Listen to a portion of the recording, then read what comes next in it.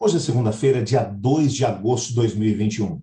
E o tema que estudaremos na nossa lição da Escola Sabatina será Escolhendo uma Nova Direção. Você está no canal Eu Estudo a Lição com o pastor Samuel Camilo.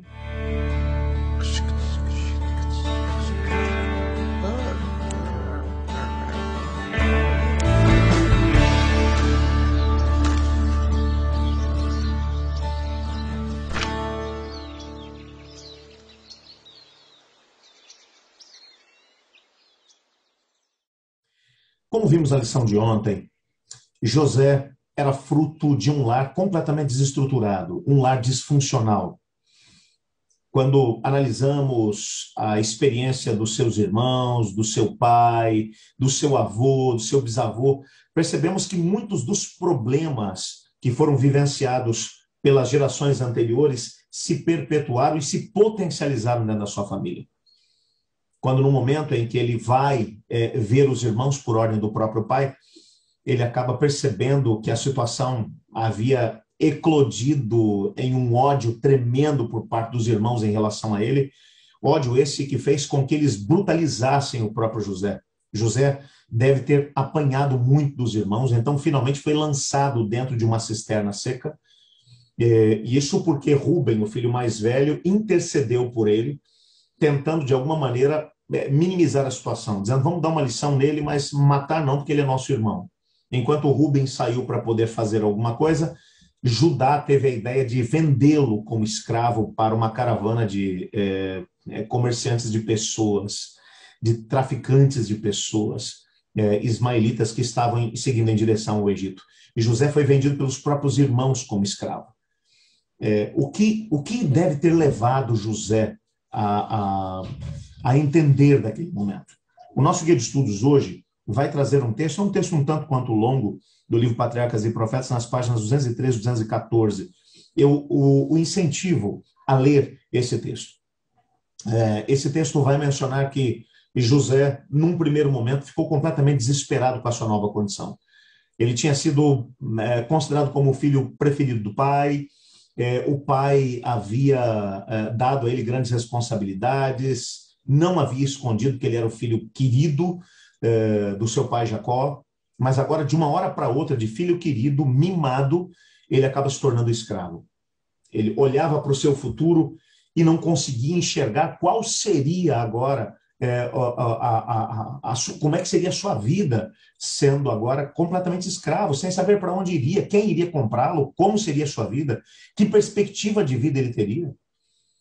Alguns estudiosos mencionam que a vida de um escravo não passava de 10, 12, 15 anos, aqueles que tinham muita sorte e eram muito, muito fortes. Era uma vida de grandes abusos. E José, com certeza, deve ter pensado em tudo isso. E enquanto ele ia se encaminhando para a fronteira sul da terra de Canaã, agora com o Egito, o texto vai mencionar que ao longe, José enxergou as colinas da terra de Canaã, entre as quais as tendas do seu pai estavam montadas. Uma tristeza profunda, um sentimento de autocomiseração tomou conta de José. Ele sentiu pena de si mesmo, fechava os olhos e via os irmãos a maltratá-lo com palavras ferinas, com golpes mesmo, porque ele foi espancado pelos próprios irmãos. E enquanto ele clamava aos irmãos por misericórdia, os irmãos ainda faziam um pouco caso da sua própria dor. Num primeiro momento, o ódio tomou conta do coração de José.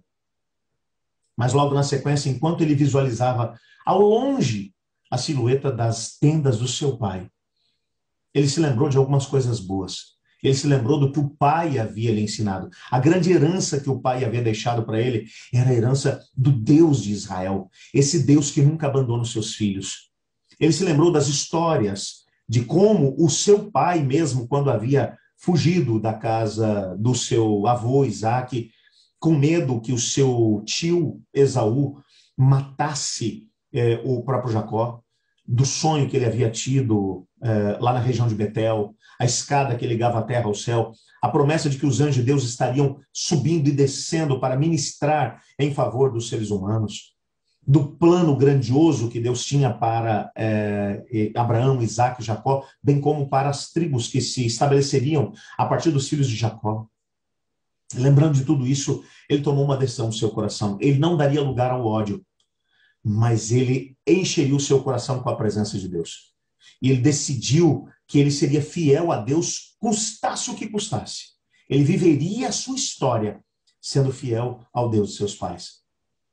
Sabe, algumas lições eu tiro aqui dessa parte da história de José. A primeira coisa que eu percebo aqui, mesmo em famílias extremamente disfuncionais, nós temos a possibilidade, pessoas que vivem situações de traumas com pais ou irmãos ou situações complexas, se o indivíduo parar para poder pensar, alguma lição boa ele vai conseguir tirar, mesmo das situações mais complicadas. Lições para a sua própria experiência, que farão com que decisões boas possam ser tomadas, tendo como base essas situações. Enquanto eu estou aqui gravando essa lição, estou me lembrando aqui de uma pessoa que uma vez me procurou em um lugar desse aí do Brasil e me contou de uma situação muito difícil que ele viveu. Viveu num lar onde o pai era alcoólatra e quando bebia se tornava muito agressivo, batia na mãe, nos irmãos, nele mesmo. Me mostrou algumas marcas pelo corpo. O pai havia quebrado um dos seus braços, por exemplo, num ato de violência enquanto estava completamente embriagado. Situações muito complexas, muito difíceis, a família extremamente desestruturada. Enquanto ele me contava essa história, ele disse, mas sabe, pastor, quando eu tive idade suficiente para tomar as minhas próprias decisões, eu decidi uma coisa, que eu ia aprender com o exemplo do meu pai, que eu não ia seguir os passos dele. E por causa do que ele viveu, eu decidi que eu ia fazer uma história diferente. E criei um lar completamente diferente, pastor. No meu lar, violência não tem espaço, eu nunca coloquei uma gota de álcool na minha boca. Aí eu comecei a pensar, puxa vida, num lar completamente desestruturado, o indivíduo sai de lá de dentro, mas aprendeu lições preciosas, até mesmo com situações de abuso, dizendo, eu não vou viver isso, porque eu vi o resultado que tudo isso trouxe para a minha própria família. José vai aprender algumas lições aqui, ele vai olhar para trás, para a sua família disfuncional, e no meio de tudo isso ele vai tirar uma coisa boa. Eu aprendi a conhecer o Deus do meu pai. Até esse momento, Jeová, Javé, é o Deus de Abraão, de Isaque e de Jacó. Mas a partir de agora ele vai ser o meu Deus, vai ser o Deus do José. E agora ele vai para o Egito como escravo, mas ele vai como servo do Deus verdadeiro. Ele vai decidido a viver os princípios que a palavra de Deus havia revelados na palavra de Deus, que ele havia ouvido por parte do seu pai.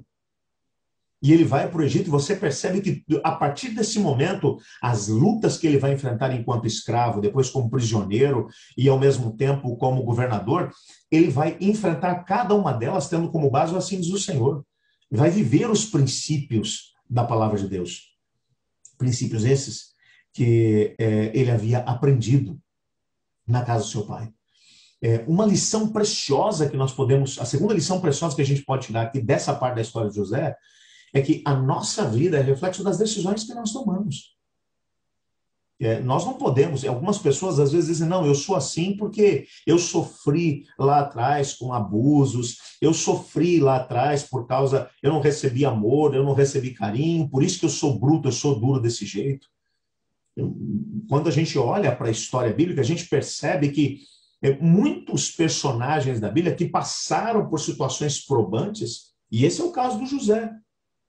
Ele não permitiu que aquilo que ele sofreu por parte dos irmãos o influenciasse a viver um caminho para que ele pudesse agora usar essas situações de abuso que ele sofreu como muleta, para que ele mesmo vivesse uma vida desregrada, uma vida deixando que o seu coração ficasse amargurado e estragado.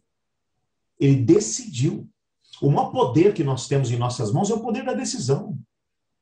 Irmãos, todas as vezes que as dores, as angústias e mesmo o ódio, o ressentimento, a mágoa enchem o nosso coração, nós somos livres para poder escolher deixar que eles continuem crescendo no nosso coração ou de decidir perdoar. Há algum tempo atrás eu conheci uma moça, também num lugar desse aí do Brasil, ela veio conversar comigo depois de uma mensagem que eu havia feito, e me disse, pastor, eu fui abusada pelo meu pai durante 12 anos. E quando eu tomei coragem para poder conversar com a minha mãe e contar para ela, ela ainda olhou para mim e disse assim: isso é culpa sua.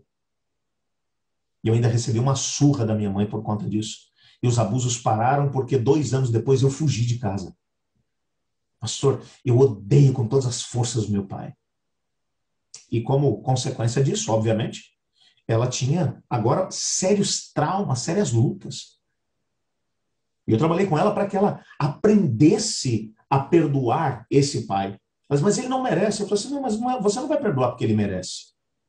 Você vai perdoar porque você não merece continuar sofrendo pelos abusos que você teve lá atrás.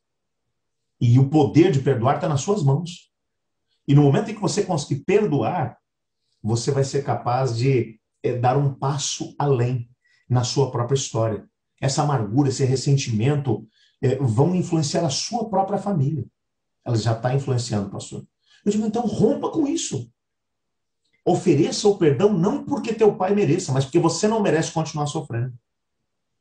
Fiquei muito feliz quando depois ela me contou, pastor, eu tirei um peso dos meus ombros. Perdoei meu pai, o abusador. Perdoei. É lógico que foi mais difícil que ela conseguir perdoar a própria mãe, que deveria tê-la protegido, e muito pelo contrário, não o fez, mas ela foi trabalhando um conceito atrás do outro e conseguiu perdoar o pai e a mãe. Quando ela fez isso, a vida dela se modificou. Se modificou porque agora ela não permitia mais que o passado doloroso dela continuasse a influenciar o seu presente. Às vezes, nós nos escondemos atrás de abusos que foram cometidos contra nós, dentro da própria família, por aqueles que deveriam nos proteger e nos amar. E isso acaba se reverberando na nossa própria vida, bem como na vida dos nossos filhos, daqueles que estão à nossa frente. E com isso, eu não estou dizendo a você que a gente deve deixar que os abusadores continuem a abusar ou coisa parecida. Não, não é isso que eu estou dizendo. Nesses casos que eu mencionei, já fazia muitos, mas muitos anos mesmo, mais de 30 anos que esses abusos tinham acontecido. E nada havia sido feito lá atrás. Então, ela precisava romper com tudo isso para continuar vivendo a vida dela.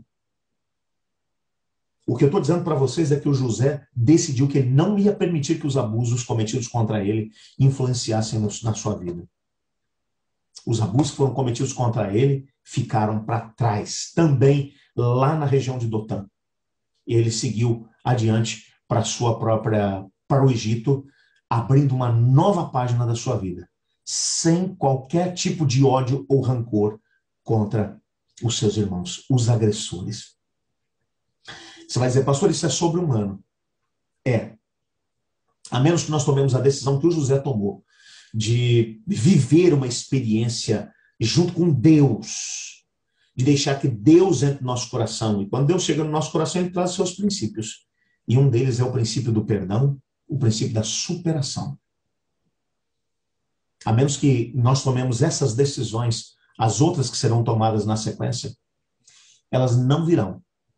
Porque antes de decidirmos perdoar, esquecer, deixar para trás, nós temos que tomar a decisão de servir única e exclusivamente ao Deus de José. Eu queria hoje orar junto com você, pedindo a Deus para que Deus te ajudasse, quem sabe a romper com alguma coisa difícil que tenha acontecido na tua história, na tua família, para que, através do poder de Deus, você consiga ultrapassar esses momentos difíceis. Ore comigo. Senhor Deus, amado Pai, muito obrigado por tua palavra. Obrigado porque nela descobrimos que o poder da decisão, das escolhas, estão em nossas mãos. Assim como José decidiu romper com o seu passado, estando firmemente alicerçado no amor e no compromisso com o Deus de seu pai, fez com que ele fosse capaz de perdoar os irmãos e de seguir adiante numa nova página na sua vida.